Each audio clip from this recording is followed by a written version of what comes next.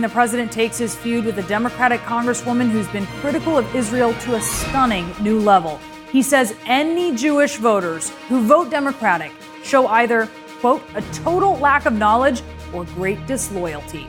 I'll get reaction from Democratic Congressman Ted Deutsch. He is on the Foreign Affairs and the Judiciary Committees. First, to CNN Chief White House correspondent Jim Acosta. And Jim, the president took these questions in the Oval Office about the economy, but a whole lot more as well. That's right, Brianna. As you said, the president sounded open to the idea of a payroll tax cut while talking with reporters earlier today in the Oval Office. The president said that would not be necessary because of any kind of looming recession. Then the president once again went after Congresswoman Rashida Tlaib of Minnesota. And during the course of those remarks, the president said if Jewish people in the United States vote for Democrats, they are showing, quote, disloyalty. President Trump is ripping into forecasts from economists that the U.S. could be headed toward a recession. I think the word recession is a word that's inappropriate because it's just a word that the certain people, I'm going to be kind, certain people in the media are trying to build up because they'd love to see a recession. Still, the president revealed he's considering some proposals to boost the U.S. economy, including a payroll tax cut. Payroll tax is something that we think about, and a lot of people would like to see that, and that very much affects the workers of our country, and we have a lot of workers. I've been thinking about payroll taxes for a long time. Whether or not we do it now or not is it's not being done because of recession. But the president contradicted his own aides, who had just batted down the idea a few hours earlier in the day. Payroll tax economic expansion being considered? It's not being considered at this time. Mr. Trump is still touting the U.S. economy as the best in the world, but there are signs of possible trouble. U.S. Steel announced up to 200 temporary layoffs in the critical battleground state of Michigan. That news came less than a week after the president said the steel industry was humming along. We're doing steel. Steel industry is hot. They were dumping steel all over. They were destroying our companies. U.S. Steel now, all of them, they're all expanding. The steel industry is back. It's doing great. On gun control, the president also seemed to downplay the need for tighter background checks. Sources tell CNN the president has soured on the idea of new gun laws after talking with lawmakers in the NRA. A lot of the people that put me where I am are strong believers in the Second Amendment, and I am also. And we have to be very careful about that. You know, they call it the slippery slope. And all of a sudden, everything gets taken away. We're not going to let that happen. But listen to what the president said earlier this month when he claimed he didn't agree with the notion of a slippery slope, an NRA talking point. NRA has, over the years, taken a very, very tough stance on everything, and I understand it. You know, it's a slippery slope. They think you approve one thing, and that leads to a lot of bad things. I don't agree with that. The president also attacked Congresswoman Rashida Tlaib, who gave a tearful rebuke of Israel's decision to ban the Michigan Democrat, along with Minnesota Representative Ilhan Omar, tweeting, "I don't buy Tlaib's tears. I have watched her violence, craziness, and most importantly, words for far too long. Now tears. She hates Israel and all Jewish people. She is an anti-Semite." All of a sudden, she starts with tears. And I don't buy it.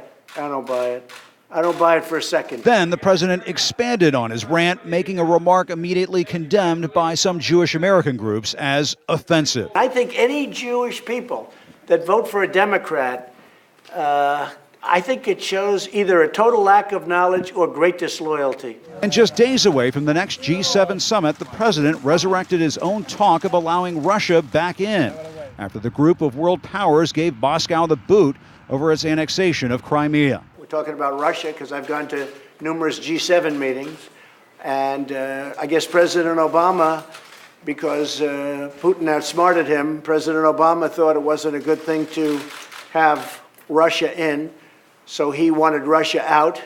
But I think it's much more appropriate to have Russia in. And getting back to the president's comments about Michigan Congresswoman Rashida Tlaib, a number of Jewish American groups have already weighed in, condemning the president's remarks. Jonathan Greenblatt, the CEO of the Anti-Defamation League, has put out this tweet. We can show it, put it up on screen for you.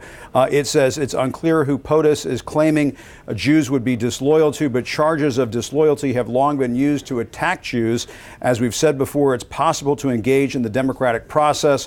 Without these claims, it's long overdue to stop using Jews this as a political football. So, Brianna, a steady stream of condemnations of the president's remarks in the Oval Office coming in this evening after what he had to say about the Congresswoman.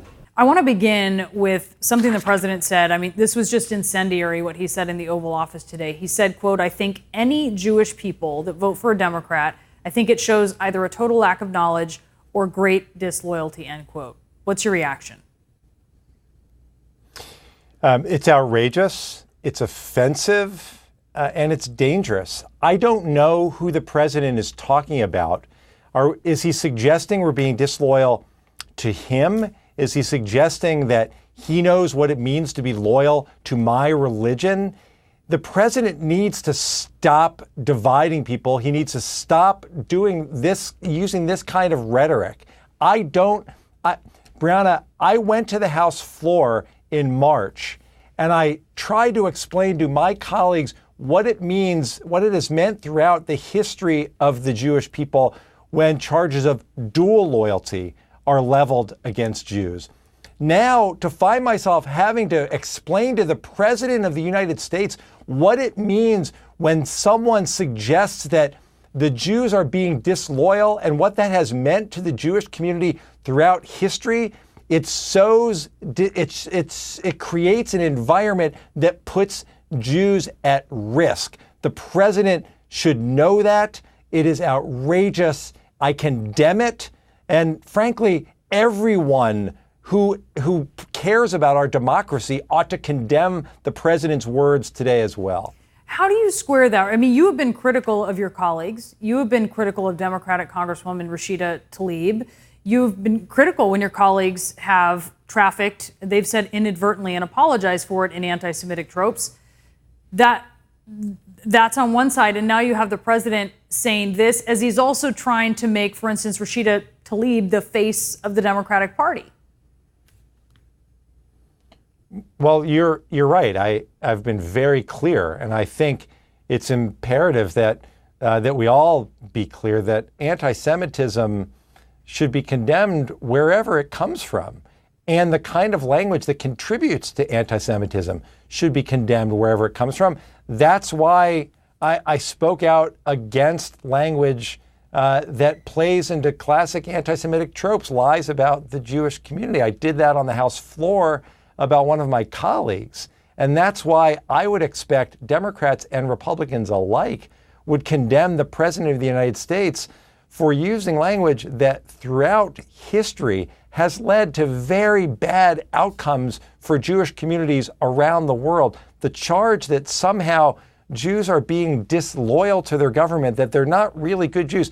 Brianna, I had a meeting with a group of veterans just yesterday, and many of them are Jews, and many of them voted for me.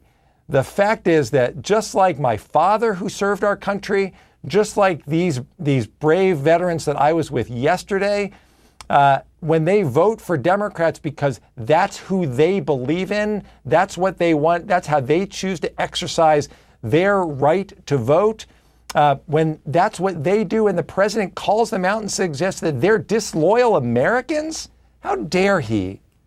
Is he being anti-Semitic, saying what he said? Well, what the president is doing is creating an environment in which anti-Semitism can flourish. When you start to use language like that, when you suggest that Jews are being disloyal to America or to him or whatever it is he meant, there's no valid reason to say that. But when you start using language like that, then the white nationalists hear it and it sends them a signal that it's okay for them to use language that Jews are disloyal. That's what he does. And to do that when we're not that far removed from the deadliest attack on the Jewish community in American history, which happened in Pittsburgh, when a shooter went in and it was a white nationalist shooter who went to that synagogue the week after they had a Sabbath service that was focused on immigrants and refugees. That's why he chose to attack Jews. And then you look at language that plays right into the hands of white nationalists.